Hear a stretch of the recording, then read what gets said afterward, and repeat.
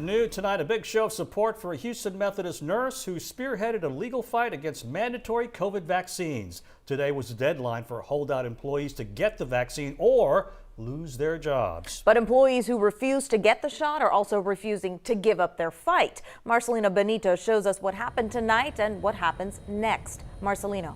Guys, tonight many of these Houston Methodist employees gathered together for the first time. Their 2-week unpaid suspension is now underway. When it's over, they'll be fired, all for choosing not to get vaccinated. After weeks of taking a stand against Houston Methodist Hospital's COVID-19 vaccine mandate, Jennifer Bridges, the nurse at the center of a now federal lawsuit, walked out of Methodist Hospital Baytown for the last time. I cried the whole way out.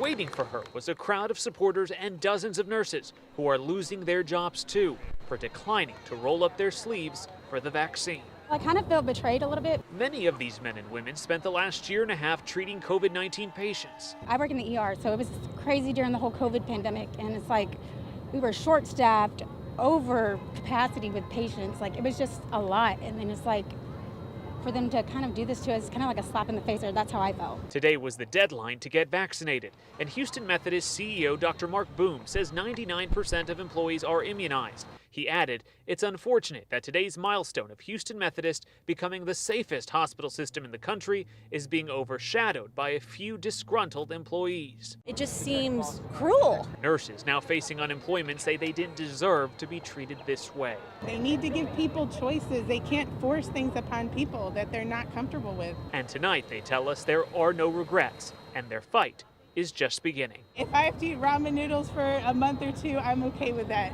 because the rest of my life and my health and my family is more important than money or this job.